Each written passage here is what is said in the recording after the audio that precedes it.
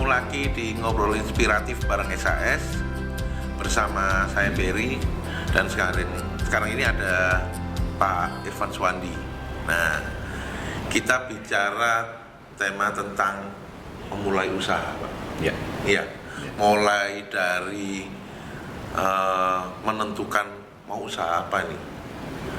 Terus kemudian untuk memulai usaha itu harus punya apa aja modalnya.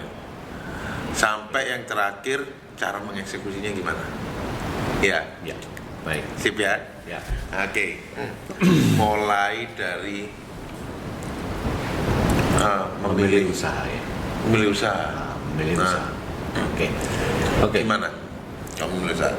Baik Pak Berry, terima kasih atas waktunya dan terima kasih atas kepercayaan untuk mengundang saya meskipun sangat mendadak sekali informasinya.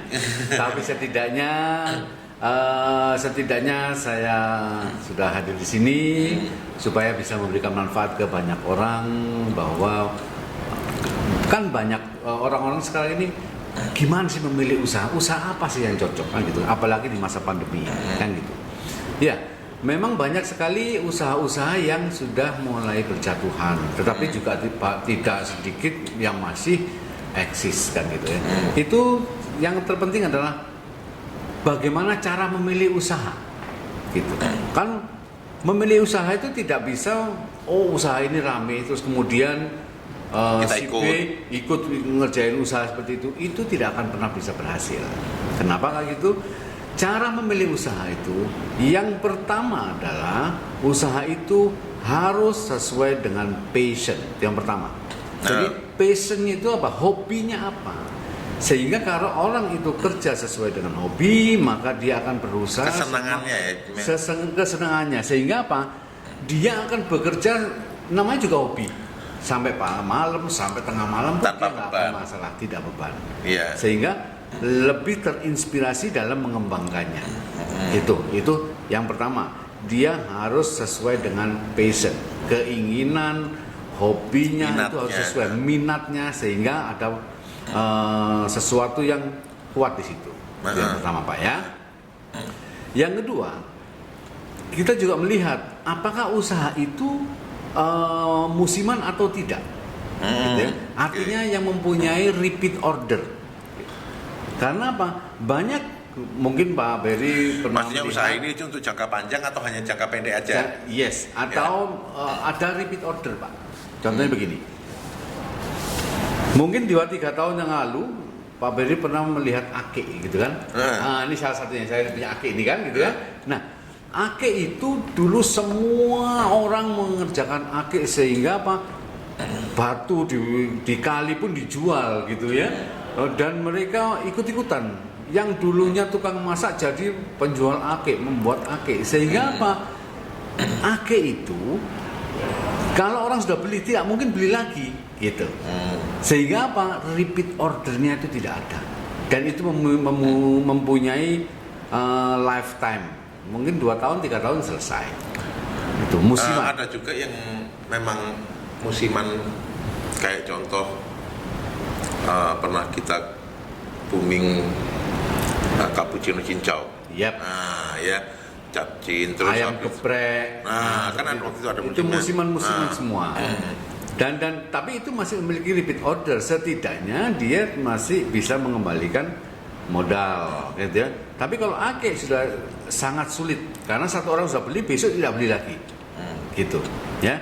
Kalau cincau tadi terus ayam geprek itu masih kalau setahun, 2 tahun, 3 tahun masih bisa eksis lah kan gitu kan. Apa Milo apa dulu ya? Es Milo. Ya. Ya itu diversifikasi sebetulnya. Diversifikasi. Tapi itu memiliki repeat order, tidak masalah karena cuman lifetime-nya tidak lama, gitu, ya.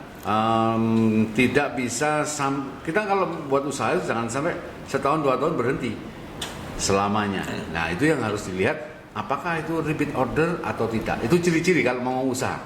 Satu passionnya, kedua memiliki repeat order yang tinggi, gitu ya. Tapi saya pernah nyoba ya. Pernah nyoba untuk membuat usaha yang memang sengaja itu musiman.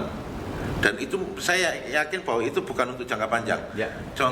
Waktu itu saya pernah sama temen itu bikin sate Korea. Ya. Itu pertama kali saya buat tahun, nah ini kebetulan ada teman saya juga di sini join. Jadi tahun 2014 ya. 2014 ya kalau nggak salah ya. Di bawahnya malah 2013. kita penggemar 2013. sate Korea. Oke. Kita awal tahun 2013 itu kita buat sate Korea karena waktu itu kita pulang dari saya pulang dari kapal. Waktu di kapal itu saya sempat bersandar di Korea, di Korea Selatan, di Busan waktu itu. Terus waktu itu saya jalan-jalan ke pasarnya gitu sampai Nah, di situ banyak yang jual sate itu dengan ukuran yang setengah meter tadi. Iya. Saya kepikiran di situ, saya terinspirasi. Begitu saya pulang dari kapal, saya akhirnya join sama teman saya ini, kita buka usaha itu bareng. Tapi saya yakin bahwa itu bukan untuk waktu yang lama, memang sengaja gitu. Kalau begitu itu udah rame, kita pernah jual waktu itu di pameran ya sama teman saya ini. Nah, daripada tadi saya tanya-tanya terus di luar screen, sekalian saya ajak masuk kan. Monggo. Gitu. Ya. Ya, itu testimoni ya. Ya, itu tahun 2013 ya, kita bikin usaha itu ya. Iya, mulai. 2013. Kita tahu persis bahwa ini bukan untuk betulnya yang lama gitu enggak. Ya. Karena mungkin sekarang gini, dulu ya waktu itu saya pikir begitu pertama kali kita ikut pameran festival makanan makanan di Jalan Tunjungan ya. Festival Jalan Tunjungan kalau tahu itu dalam sehari kita bisa dapat sampai hampir 25 juta, bener ya? Iya. Betul. Karena ya itu ada crowd di sana. Ada crowd pertama. Yang kedua belum ada saingan saya. Saya pertama kali jualan di situ sate dengan panjang 50 cm. Oke. Ya, entah itu waktu itu sate ayam, sate sosis, cumi, bakso dan sebagainya. Panjangnya 50 cm dengan saus bulgogi. Tahun 2013. Nah, terus kemudian itu kita habis sampai berapa styrofoam gitu ya, banyak sekali. Habis kita beli lagi, habis kita lari lagi, belanja lagi. Itu mulai pagi sampai malam kita bisa dapat hampir sekitar 25 juta dalam satu hari. Nah, kemudian pameran kedua sempat di Mas Pion, Giant Mas Pion, Ahmad Yani. 1 minggu ya? 1 minggu. Itu juga luar biasa rame. Habis itu kena pameran ketiga, mulai ada persaingan yang ngikutin 1 orang. Ikut lagi berikutnya jualan ada 2 orang, berikutnya 3 orang, dan seterusnya. Akhirnya kita mending tutup. Karena udah banyak yang jual, selesai. Misalnya ini akan selesai waktunya. Begitu udah banyak yang jual, musim ini selesai. Betul. Memang sebetulnya sampai sekarang pun saya tidak pernah melihat bahwa yang jualan itu memiliki saus yang sama dengan kita. Nggak ada. Mereka hanya menggunakan saus tomat dan biasa sama mayones. Memang ukurannya 50 cm, tapi mereka hanya sebagian besar hanya memakai saus tomat. Iya cuma gitu. Jadi nggak mau ribet gitu ya. Memang seperti itu. Kadang-kadang yang dimaksud musiman tadi ya, itu akan mudah untuk diikutin orang. Gitu ya. Nah, sesuatu yang mudah diikutin orang, maka itu sebaiknya tidak dipakai untuk usaha jangka panjang. Ya, sehingga apa?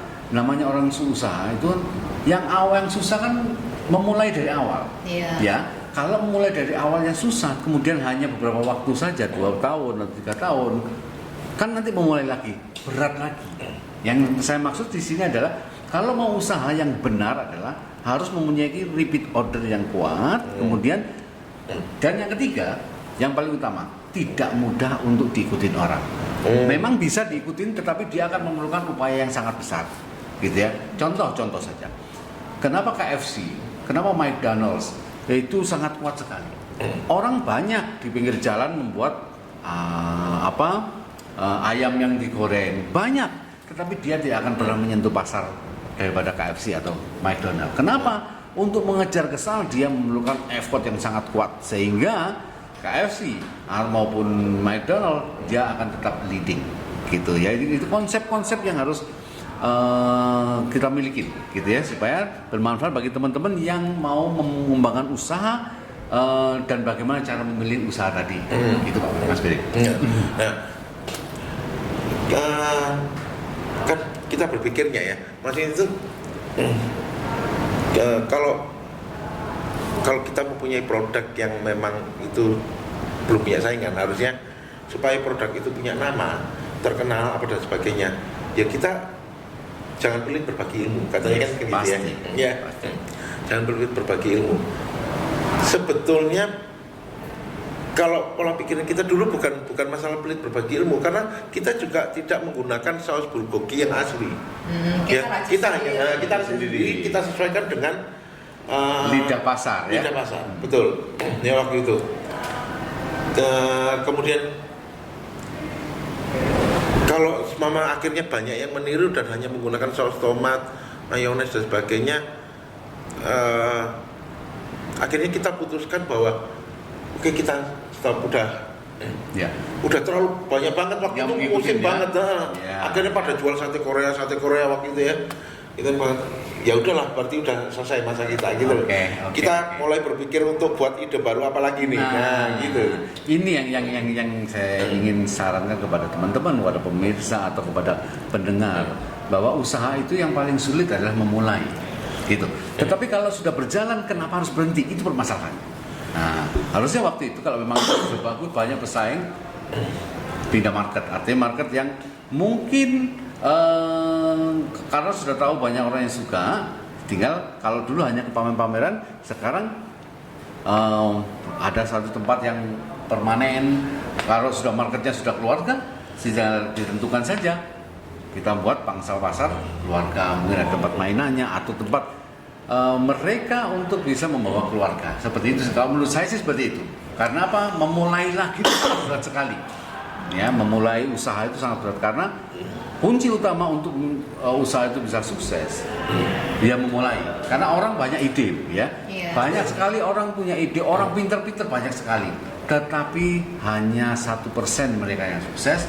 Kenapa? Mereka yang berani memulai itulah yang sudah berhasil. Ya, yang akan berhasil. Itu kan salah satu syarat ya, syarat untuk bisa berhasil dalam usaha. Meraih kesuksesan atau mau usaha mau berhasil ya syaratnya apa aja? Salah satunya tadi memulai, berani juga. Berani, artinya berani memulai. Iya. Gitu ya. Artinya apa? Banyak orang, saya berani gagal. Itu juga nggak 100% betul. Karena kalau berani gagal nanti gagal beneran gitu kan. Artinya berani memulai tentu dengan cara menghitung dan sebagainya, tapi tidak terlalu dihitung sekali. Pokoknya jalanin aja dulu.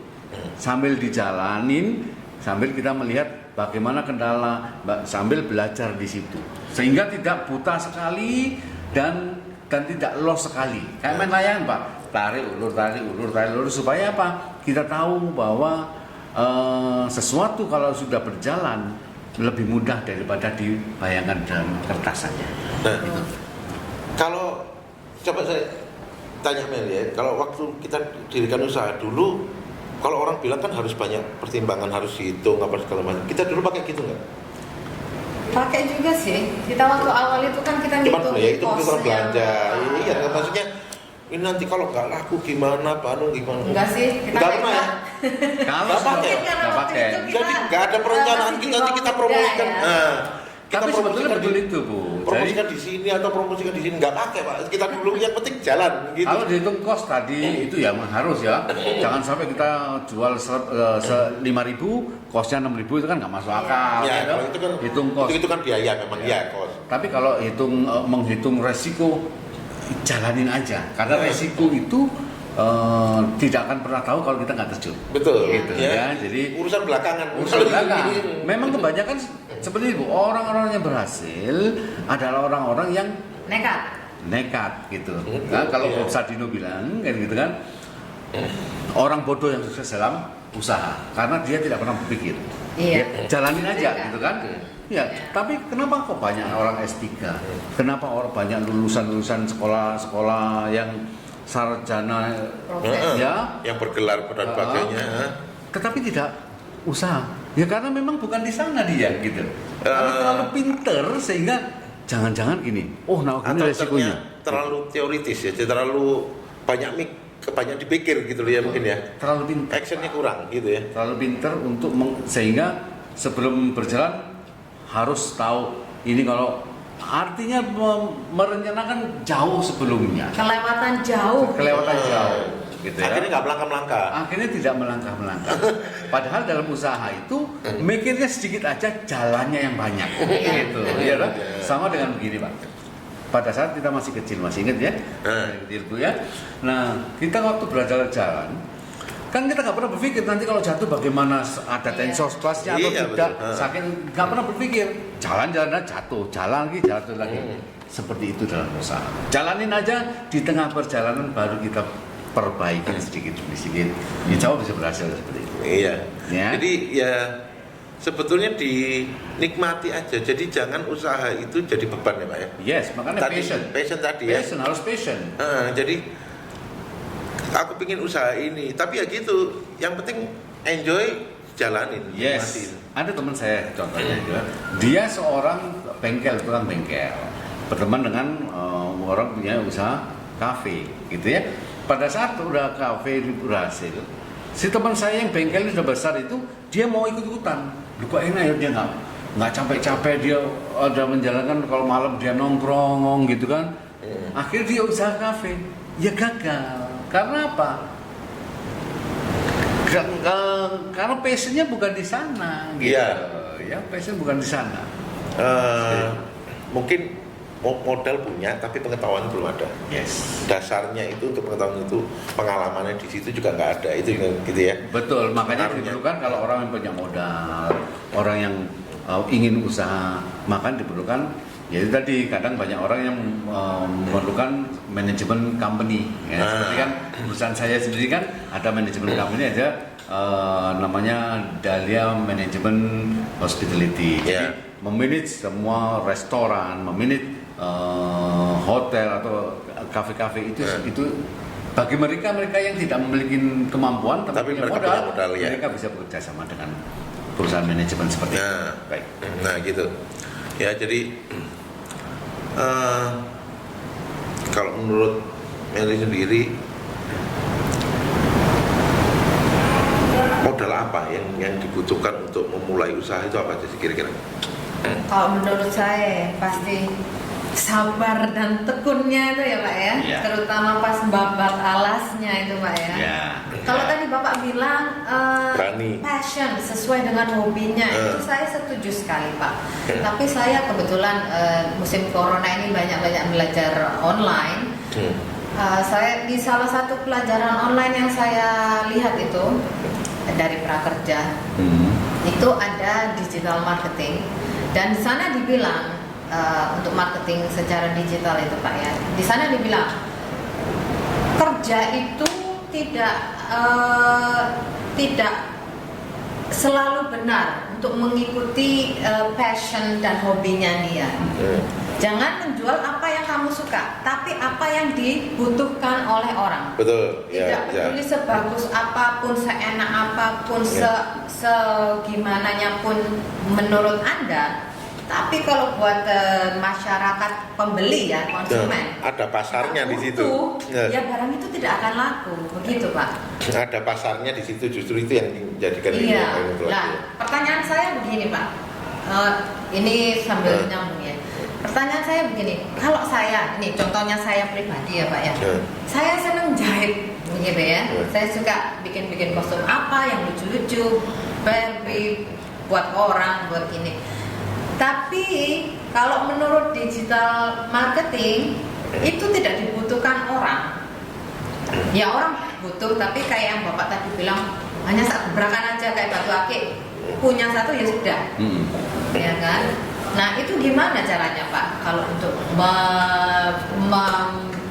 tetap menjalankan usaha ini? Gitu loh. Iya. Jadi konveksi ya maksudnya. usaha Bukan, konveksi. tadi bilang kan suka jahit nih kan gitu kan? Iya. Suka jahit. Tapi kebutuhan pasar sekarang ini lagi boomingnya mungkin makanan kan gitu kan? Iya. Jadi begini, kalau memang kemampuan jahit, saya rasa untuk pasar menjahit pun itu juga tidak berhenti, gitu kan? Tinggal bagaimana memasarkan saja kan gitu kan? Kalau dulu misalnya Kebutuhan primer maksudnya ya. Sama-sama kebutuhan iya, primer kan. iya, kalau dulu misalnya orang datang menjahitkan, ya sekarang kita rubah, gitu kan? Kita datangin ke organisasi, kita datangin ke sekolah, kita datangin ke perusahaan-perusahaan yang membuat uniform, seragam. Strategi pemasaran aja yang dirubah. Tetapi permasalahannya adalah begini. Tukang jahit atau chef dia tidak bisa memasarkan, itu kendala. Iya. Ya kan? Itulah kembali lagi diperlukan company yang bergerak di manajer company. Itulah yang saya lakukan. Kenapa saya membentuk usaha Dahlia Hospitality Management adalah saya memanajemenin atau memarketingin semuanya yang berhubungan dengan hospitality, gitu ya. Karena mereka pasti punya kendala. Orang ahli masak pasti kendalanya adalah saya ahli masak, masakan saya sangat enak, tapi masaknya gimana? Itu yang sering terjadi, gitu ya. Dalam artian gini, maksudnya dia masak enak, masaknya hasil masakannya bagus, tapi nggak bisa jualan. Itu permasalahannya. Itu permasalahan yang dari dasar kenapa saya membentuk usaha yang namanya Dahlia Hospitality Management. Itu dasarnya. Semua saya melihat banyak pengusaha, banyak orang kaya kepingin usaha apa? Investasi nanti dibohongin orang gitu, gitu ya. Terus tadi ibu bilang kalau saya bisa jahit terus kemudian kok nggak ada order, itu bukan masalah jahitnya jelek, karena memang nggak bisa memasarkan, gitu ya. Sekarang lagi banyak lagi restoran-restoran, tak lihat restoran bagus. Cara memasarkannya ya. Iya, marketing manajemennya, controlling manajemen. Perusahaan kami bukan hanya pemasaran, produknya bagaimana, pelayanannya bagaimana, gitu kan, harganya bagaimana, ya manajemennya bagaimana, itu akan berpengaruh memboost up revenue, gitu. Itu menurut saya. Jadi kuncinya kalau kita bikin usaha itu passion dan yang paling penting adalah manajemen marketingnya ya. Yes, betul. Ya kan kalau dari Pak Bagus ya, biasanya kalau ngasih tahu kita tuh makanan seenak apapun ya, barang sebagus apapun, tapi kalau nggak bisa jualan ya nggak bisa, nggak bisa. Ya kan gitu ya. Dan yang terjadi di pasaran ini Pak, begitu banyak PHK, gitu ya. Iya, benar, Pak. Mereka ini semua berlomba-lomba membuat usaha mikro.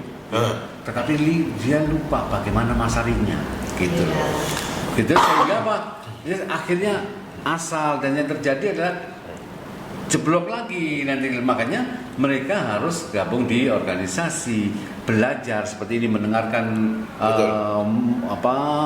motivasi dan pelatihan cara-cara gitu kan, dan mereka tidak boleh malu bertanya kan gitu kan. Makanya saya di sini adalah ingin memberikan informasi bagaimana memulai usaha, bagaimana menjalankan usaha yang benar dan kuat, yang paling utama tadi yang Ibu katakan sabar. Memang harus sabar dimarahin orang, sabar dikomplain, sabar nggak laku, semuanya harus sabar, ya. Tetapi tetap menjalankan manajemen pemasaran yang baik dan benar.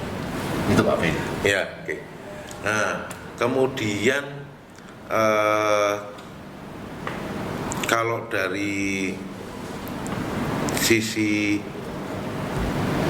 memilih yang awal tadi ya Pak ya. Ya. Memilihnya ini kadang kan orang itu dia tidak tahu. Anak-anak sekarang Pak, sebagian besar mereka tidak tahu harus, kadang aku usaha apa, keterampilan aku nggak punya, lulus SMA, ya kan banyak seperti itu. Akhirnya mereka itu bagian besar banyak yang menjadi reseller. Iya. Reseller, entah itu reseller pakaian, terus produk-produk kecantikan dan sebagainya. Luris, karena resiko rendah. Memang, tapi bagus karena untuk melatih. Tapi kan untuk melatih bagus ya, maksudnya. Tapi kayaknya bukan untuk jangka panjang kan gitu ya. Karena itu hanya melatih mental mereka dalam berusaha. Karena untuk reseller itu kan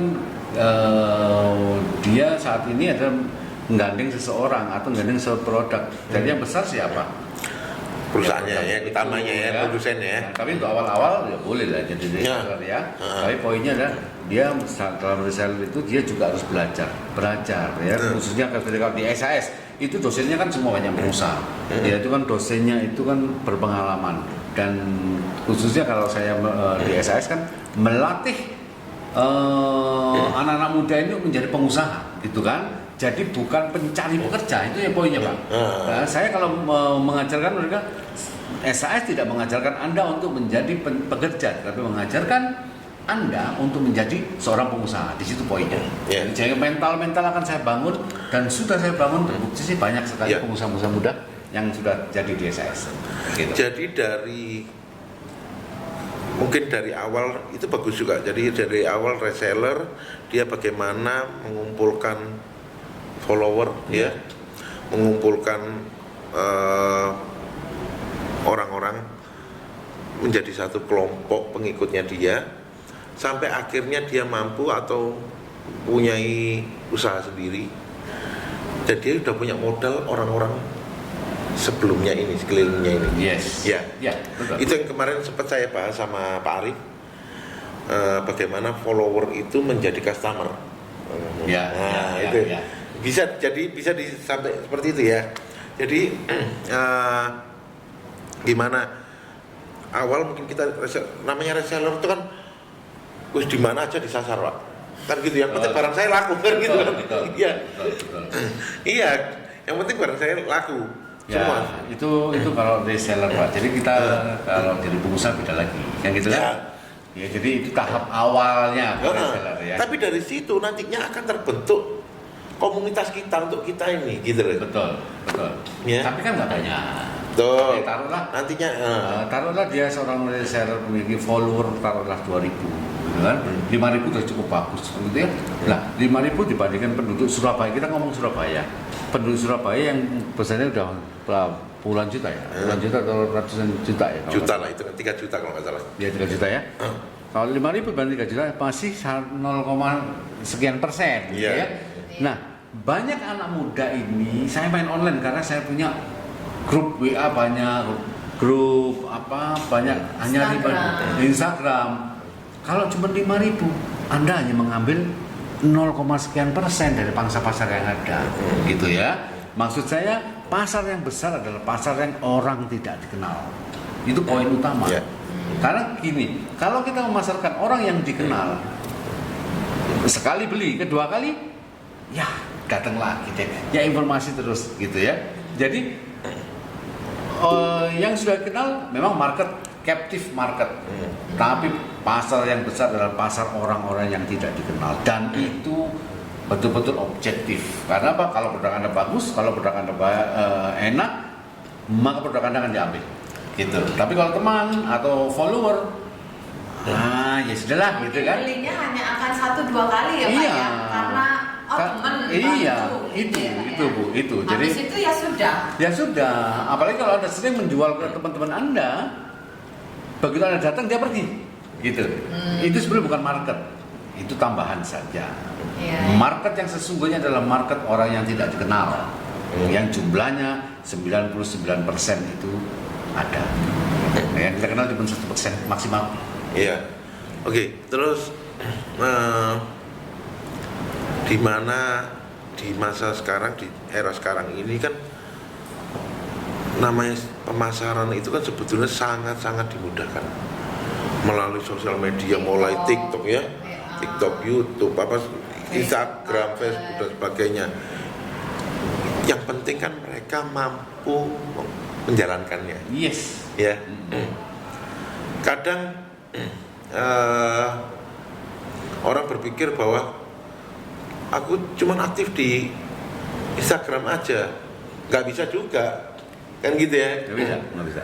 Kalau saya cuman jualannya cuman bisanya itu di Instagram, nggak bisa juga.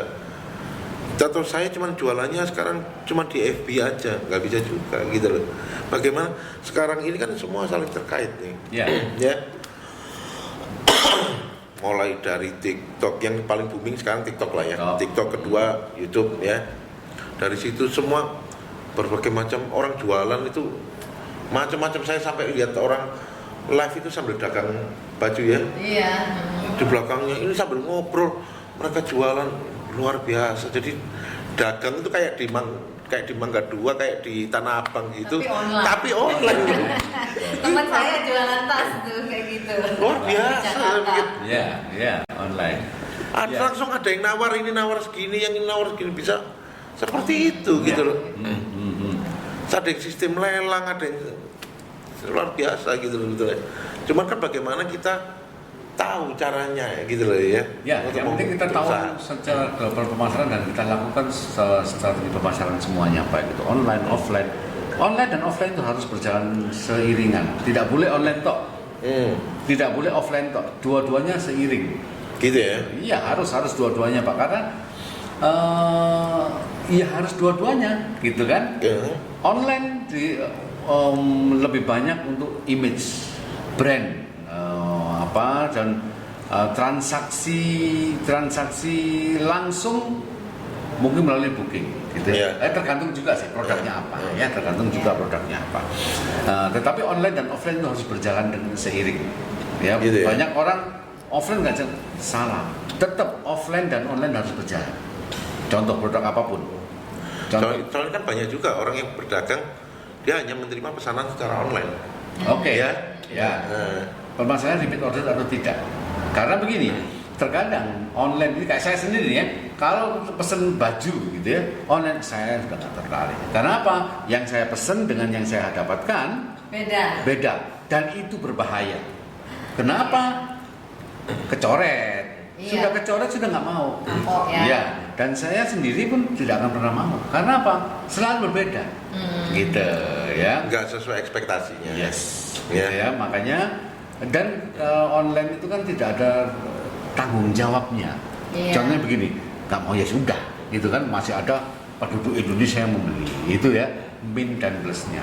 Anda mau balikin produknya pun komplain juga Anda yang nanggung sendiri ongkosnya, dikirim lagi dan dikirim lagi balik yang sesuai Anda mau.